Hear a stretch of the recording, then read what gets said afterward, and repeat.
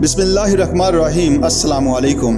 गांधी और नेहरू से सीनियर सामीन बरसगीर के सियासतदानों का मुआजना करते हुए जनाब के.एच. खुर्शीद साहब कहते हैं, हकीकत ये है कि कायदे आज़म शुरू से ही हिंदुस्तान की सियासत पर हावी थे, बल्कि मेरा दावा है कि बरसगीर की तारीख़ आज़ादी में जितना बड़ा किरदार कायदे आज़म का है, वैसा किरदार ना गांधी का है और ना नेहरू का, क्योंकि कायदे आज़म ने 1907 में सियासत में हिस्सा लेना शुरू कर दिया था, जबकि गांधी तो 1915 तक जनूबी अफ्रीका में मुक़ीम थे और 10 साल बाद भारत में आए।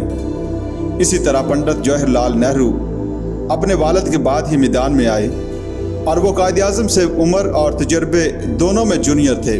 कायदे आज़म का जो तजर्बा और बालिग नज़री थी वो किसी और में नहीं थी। मैं तो समझता हूँ कि हिंदू लीडरों ने कभी ज़्यादा गौर व फिक्र किया ही नहीं। वो तो समझते थे कि हम अक्सरियत में हैं, इसलिए हमें आसानी से हुकूमत मिल जाएगी। मगर कायदे आज़म ने ना सिर्फ इस मसले का हल पेश किया, बल्कि उसे आहिस्ता आहिस्ता आगे भी बढ़ाया। इस सिलसिले में उन्होंने पहले तो मुसलमानों को अपना हमनवा बनाया और फिर अंग्रेज़ों से भी अपने मौक़िफ़ को मनवाया। मैंने एक बार पहले भी अर्ज़ किया था कि कायदे आज़म सियासत के मैदान में जज्बाती नहीं होते थे। वो हर सियासी पहलू को साइंटिफिक तरीके से देखते थे। कायदे आज़म ने जब महसूस किया कि एक तरफ अंग्रेज़ आहिस्ता आहिस्ता हिंदुओं की तरफ माइल हो रहे हैं और दूसरी तरफ कांग्रेस इस बात पर अकड़ रही है कि मुसलमानों ने एजिटेशन किया है, जबकि इनके साथ अक्सरियत है, इनके पास ताकत है और अंग्रेज़ भी इनके साथ है, तो कायद ने सोचा कि अब हिंदू ये देखना चाहते हैं कि मुसलमानों के साथ कितने लोग हैं और इनकी कितनी ताकत है। लिहाजा अब अगर गुफ्त शनीद और इफ़ाम व तफ़हीम से बात तय नहीं होती तो यही तरीका है कि इनसे लड़ा जाए। कायदे आज़म ने मंतकी तौर पर यह फ़ैसला किया कि इस वक्त हमारे पास कोई हथियार नहीं है, जबकि कांग्रेस के पास गवर्नमेंट का हथियार है, बरतानिया के पास फ़ौज है, हुकूमत और इक़्तिदार भी इसके पास है, जबकि मुसलमानों के पास सिर्फ नज़रियात, करारदादें, जलसे जुलूस, तकारीर और मुज़ाहरे हैं। इन तमाम हालात का बगौर जायज़ा लेने के बाद उन्होंने डायरेक्ट एक्शन की बात की और कहा कि मुसलमानों को बराह रास्त हुकूमत से टकरा कर अपना आप बनवाना चाहिए। मैं समझता हूँ कि इसके बाद ही अंग्रेज़ों को मुसलमानों की ताकत का एहसास हुआ।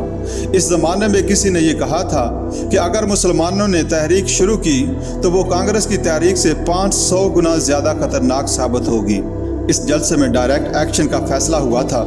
कायदे आज़म ने फरदौसी के एक फ़ारसी शेर का तर्जुमा कुछ यूँ किया, if you want peace I do not want war, if you want war I accept it unhesitatingly. जनाब खुर्शीद साहब कहते हैं, दरअसल जब आप आज़ादी की बात करते हैं तो झुकने का सवाल ही पैदा नहीं होता। अगर आप ज़रा सा भी झुक गए तो समझ लीजिए कि आपकी आज़ादी गई। जैसा यहाँ से फारग तहसील होकर रुखसत हुआ था, इसलिए तालिब इल्मों की तरह गुस्सा कर इनके पास पहुँच जाना मेरे बस में ना था। यह भी अच्छा ना समझा कि जब वो अकाबर के साथ मसरूफ़ गुफ्तगू हों तो मैं दखल दर माकूलात करूँ।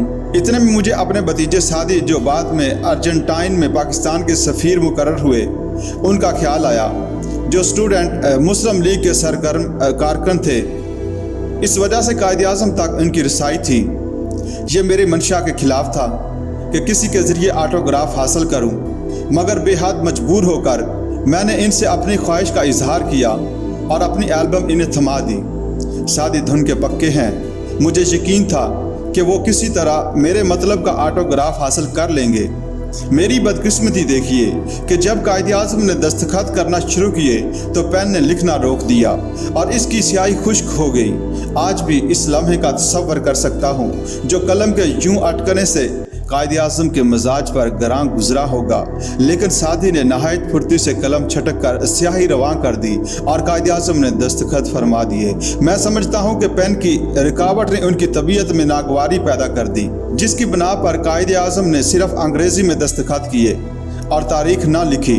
कायदे आज़म का ऑटोग्राफ हासिल करके मैं बहुत खुश हुआ, मगर अफसोस भी हुआ कि उन्होंने कोई तहरीर ना दी। ये ऑटोग्राफ कायदे आज़म ने जनवरी 1940 में दिया था और मेरे लिए ये बहुत कीमती है कि मैं पहले कह चुका हूँ कि कायदे आज़म का ज़ाहिर व बातन एक था। जो बात उन्होंने एक दफ़ा तय कर ली वो इसी पर कायम रहे। मुझे यहाँ मियाँ बशीर अहमद का एक बहुत अच्छा शेर याद आया, लगता है ठीक जाके निशाने पे जिसका तीर, ऐसी कड़ी कमान है मोहम्मद अली जिन्ना। वाकई कायद आज़म कड़ी कमान की तरह काम करते थे। अगर वो इस किस्म की मुस्तकिल मिजाजी का सबूत ना देते तो आप यकीन करें कि कभी भी मकसद हासिल ना हो पाता। मैं पूरे 3.25 साल कायद के साथ रहा। ऐसा तो नहीं था कि जब दूसरे लीडर आएँ तो कायद आज़म को झुक झुक कर सलाम करें, जैसा कि आजकल सियासत में बहुत से पीर आ गए जिनके पैरोकार लीडर के घुटनों और पैरों को हाथ लगाते हैं। कायद आज़म में ऐसी कोई बात नहीं थी। वो ख्वाह मुख्वाह की खुशामद पसंदी, आर्जी या अंसारी को पसंद भी नहीं फरमाते थे। अलबत्ता कायद के लिए लोगों के दिलों में एक तरह की इज्जत और एहतराम ज़रूर था, बल्कि कायद की शख्सियत के रौब से बाज़ लोग घबरा भी जाया करते थे। मगर कायद छोटे बड़े हर शख्स के साथ बहुत अच्छे तरीके से मिलते थे और कुछ देर गुफ्तगू के बाद नौजवानों तक में इतना हौसला पैदा हो जाता था कि वो खुलकर अपने लीडर से बात कर सकें।